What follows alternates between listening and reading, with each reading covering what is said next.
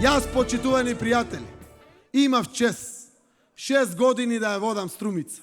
Отворивме 32 нови фабрики.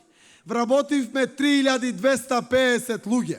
12 нови откупно-дистрибутивни центри. Во моментот се подготвуваат нови плюс 16 фабрики со нови 1500 работни места. Ако ова може да успее во Струмица, може да успее и во Гевгелија и во цела Македонија. Превземаме обврска парите од граѓаните да ги собираме праведно и нив да ги трошиме разумно.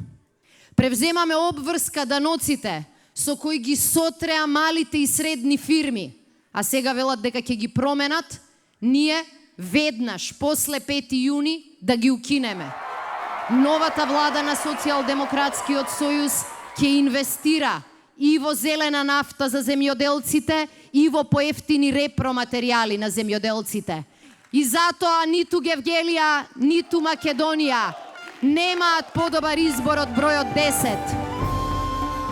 Драги пријатели, Македонија е земја со рекордна невработеност. Македонија е земја со рекордна сиромаштија. 30% од населението, значи секоја трета фамилија, води борба за гол опстанок, од денес за утре за парче леп. Денес во Македонија има огромен криминал. Меѓутоа, криминалот не го прават обичните криминалци.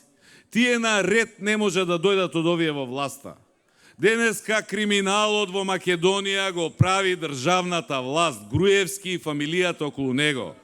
Груевски не сака да ја види Македонија во НАТО, не сака да ја види во Европска Унија, затоа што таму, ако бидеме членка, има правила на игра. Не можеш да крадеш, ако крадеш ќе одговараш, затоа што сака Македонија да остане негов пашалак. Состојбите се тешки, проблемите се огромни, ама не се нерешливи. Може да биде подобро, мора да биде подобро. Ние сите заедно можеме да ја придвижиме оваа држава напред. Еве ја можноста, еве ја шансата, еве го 5 јуни, еве ги изборите.